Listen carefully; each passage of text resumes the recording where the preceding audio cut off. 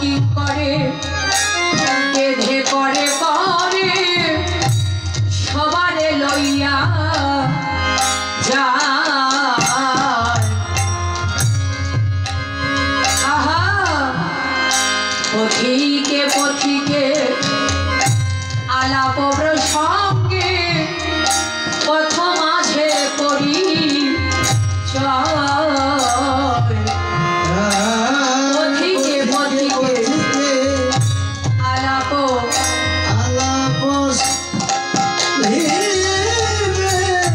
পথ মাঝে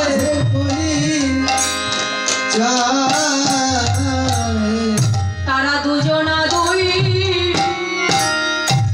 দিকে চলে যায়। দুজনা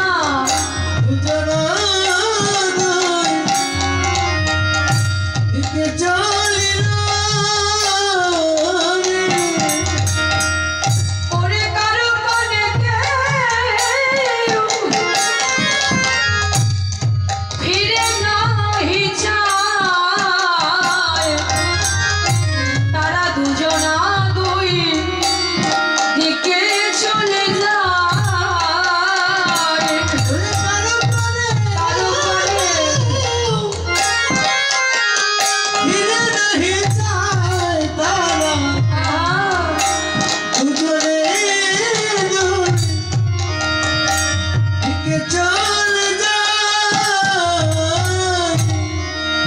বৈষ্ণব পদকর্তা পদে কি বললেন? আপন আপন বলে সর্বজন, কেউ তো আপন নয়। পথিকে পথিকে আলাপ ও প্রসঙ্গে পথ মাঝে পরিচয়। কি বললেন? এই জগৎ সংসারে কেমন পরিচয়? যেমন পথে পথিকের পরিচয় হয়, পথ মাঝে যখন দুজন পথিকের পরিচয় হয়, কিন্তু তারা কি আর সেখানে থাকে? যার যার গন্তব্যস্থলে চলে যায়। এই জগৎ সংসারে এসেও দুদিনের পরিচয় হয়ে যার যার মতো সে চলে যায়। কেউ কারো দিকে ফিরেও তাকায় না, আর কেউ কারো দিকে লক্ষ্যও করে না। তাই তো আরো বললেন, স্নেহময়ী মাতা দ্বারা সুত সুতা, কেউ তো আপন নয়। সমন কিং করে বেঁধে করে করে সবারে লইয়া যায়। যেদিন সমন এসে বেঁধে নিয়ে যাবে, কেউ কি সঙ্গে যাবে বাবা? জগতে একা এসেছি, আবার একাই যেতে হবে, কেউ যাবে না। যত কিছু আমরা উপার্জন করি না কেন, বৈষ্ণব পদকর্তা বললেন, সবার উপার্জিত ধন রজত কাঞ্চন সকলই পড়িয়া রবে। রক্ষিণী নন্দনে ভাবে মনে মনে, কবে শ্রীগুরুর করুণা হবে। সবার উপার্জিত ধন রজত কাঞ্চন, রজত মানে রূপা, কাঞ্চন মানে সোনা। আমরা যে যেভাবে পাচ্ছি সোনা দানা, টাকা পয়সা, ধন ঐশ্বর্য উপার্জন করছি, কিন্তু কিছুই তো সঙ্গে যাবে না। তাই তো বললেন, কবে শ্রী গুরুর করুণা হবে। রক্ষিণী নন্দনে ভাবে মনে মনে, কবে শ্রী গুরুর করুণা হবে। সেই দিন আমার সকল জ্বালা দূরে যাবে। সেই দিন আমার সকল জ্বালা দূরে যাবে। কবে শ্রী গুরুর করুণা হবে। সেই দিন ত্রিতাব জ্বালা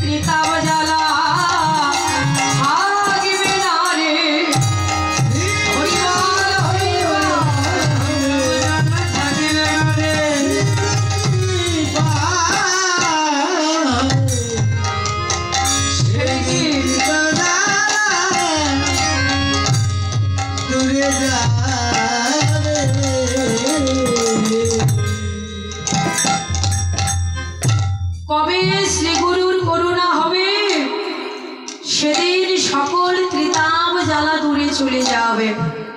তবে বাবা, শাস্ত্র কি বললেন? কৃষ্ণ কৃপা জগৎময়, আর গুরু কৃপা কোন ভাগ্যবান ভাগ্যবতীর হয়। কৃষ্ণ কৃপা জগৎময়, আর গুরু কৃপা সবার হয় না। কৃষ্ণের কৃপা সবাই লাভ করে, কিন্তু গুরু কৃপা সবাই লাভ করতে পারে না। কারা পারে? জগতে যারা ভাগ্যবান ভাগ্যবতী, একমাত্র তারাই আমার গুরু কৃপা লাভ করতে পারে। আর একবার যদি গুরু কৃপা হয়ে যায়, তাহলে তার অন্তর থেকে ত্রিতাপ জ্বালা সব দূরে চলে যায়। ত্রিতাপ জ্বালা কেমন? এই ত্রিতাপ জ্বালাটা কেমন? আধি ভৌতিক, আধি দৈবিক, আর আধ্যাত্মিক। ত্রিতাপ জ্বালা, আধি ভৌতিক জ্বালাটা কেমন? যেটা আমরা জীবজন্তু থেকে পেয়ে থাকি, যে জ্বালাটা আমরা জগতে জীবজন্তু হতে পাই, সেটা হলো আধি ভৌতিক। যেমন যদি কাউকে পাগলা কুকুরে কামড়ায়, তাহলে তার জলাতঙ্ক রোগ হয়। আবার যদি কাউকে ডেঙ্গু মশা কামড়ায়, ডেঙ্গু জ্বর হয়। আরো অনেক পোকামাকড় কামড়ালে অনেক জ্বালা যন্ত্রণা হয়। তেমনি ওই জীবজন্তু থেকে যে জ্বালাটা আমরা পাই, এটা হলো আধি ভৌতিক জ্বালা। আর আধি দৈবিক জ্বালাটা কেমন? যেটা আমরা দৈবী দুর্বিপাক হতে পেয়ে থাকি। যেমন কোথাও ঘূর্ণিঝড় হয়ে কত ক্ষতি হচ্ছে, কোথাও ভূমিকম্প হয়ে ক্ষতি হচ্ছে, কোথাও আবার বন্যা হয়ে ক্ষতি হচ্ছে, কোথাও আবার অতি খরাতেও ক্ষতি হচ্ছে। এই যে দৈবী দুর্বিপাক হতে যে জ্বালাটা আমরা পাই, এটা হলো আধি দৈবিক। আর আধ্যাত্মিক জ্বালাটা কেমন? এটা আমাদের দেহেরও হতে পারে, আর মনেরও হতে পারে। কি মা, জগতে সবার মনে কিছু না কিছু জ্বালা যন্ত্রণা আছে। কি বাবা, আপনাদের কি মনে হয় কার অন্তরে জ্বালা নেই? সবার অন্তরে আছে। টাকা পয়সা ধন ঐশ্বর্য থাকলেই কখনো সুখী হওয়া যায় না।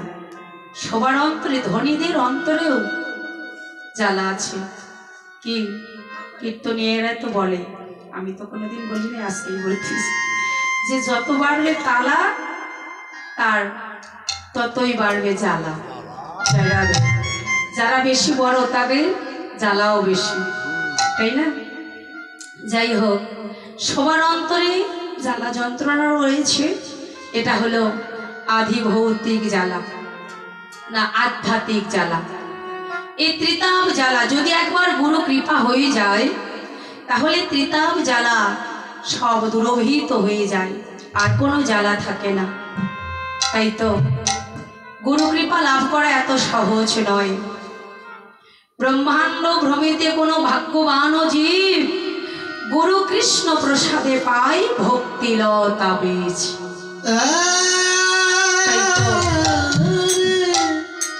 ঠাকুর নরোত্তম দাস প্রার্থনা করে বললেন, কবে আমার গৌর বলে প্রাণ কাঁদবে? কেননা জগতের সবাই, জগতে কত অধম পতিত তরে গেল, কিন্তু আমি পড়ে রইলাম। আমি কত জন্মের অপরাধী, গৌর বলে আমার প্রাণ কাঁদিল না, গৌর কৃপা আমার ভাগ্যে হলো না। তাই তো বাবা, যারা একবার গৌর রূপে নয়ন দেয়, তাদের আর কিছু থাকে না। চির কাঙ্গালিনী হয়ে নদিয়ার পথে পথে হা গৌর, হা গৌর বলে কেঁদে বেড়ায়। সেই দিন কাদা ছাড়া তার আর কোনো উপায় থাকে না। তাই বলছে, নাগরী রে